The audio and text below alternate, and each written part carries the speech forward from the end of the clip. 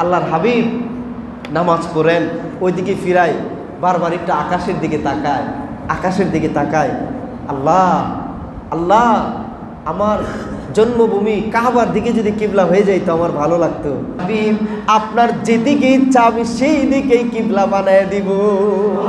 কেমন নবীর ভালোবাসে আমার দয়াল আল্লাহ তাআলা। দেখেন, একদিন নবীজি যখন কাফেররা এরকম একটা ষড়যন্ত্র করলো যে তোমরা তোমাদের নবী বলো, তোমাদের নবী তো আমাদের কিবলার দিকে ফিরেই নামাজ পড়ে, আমরা ইহুদিদের যেই কিবলা, খ্রিস্টানদের যেই কিবলা, তোমাদের কিবলা তো দেখতেছি একটাই, ওইদিকে ফিরে বাইতুল মুকাদ্দাসের দিকে ফিরে নামাজ পড়ো। কথাটা আল্লাহর হাবিবের গায়ে লাগলো। আল্লাহর হাবিব নামাজ পড়েন, ওইদিকে ফিরাই, বারবার একটু আকাশের দিকে তাকায়, আকাশের দিকে তাকায়। আল্লাহ আল্লাহ, আমার জন্মভূমি কাবার দিকে যদি কিবলা হয়ে যায় তো আমার ভালো লাগতো।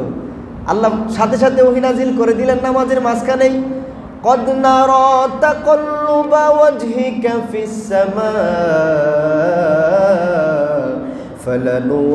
فلنولينك قبلة ترضاها। সুবহান আল্লাহ। হাবিব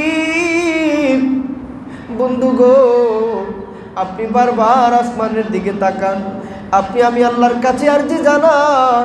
আমি আল্লাহ তো আপনার তাকানোরে লক্ষ্য করি। আজকে আমি আল্লাহ জানাই দিলাম, শুধু কাবা না, কাবা না, কদ নারা তাকাল্লুবা ওয়াজহিকা ফিস সামা ফালানুওয়াল্লিয়ান্নাকা কিবলাতান তারদাহা তারদাহা তারদাহা। তাফসীর শুনলে আপনি আরো বেশি অবাক হবেন। হাবিব, আপনার যেদিকে ইচ্ছা আমি সেই দিকেই কিবলা বানায় দিব। তারদাহা, হৃদয়। হাবিব, আপনি যেদিকে সন্তুষ্ট আমি আল্লাহ সেদিকে সন্তুষ্ট, আপনি যেদিকে রাজি আমি আল্লাহ সেদিকে রাজি, আপনার খুশি যেদিকে। এই জন্য বলা হয় কাবার কাবা হলেন আমার দয়াল নবীজি।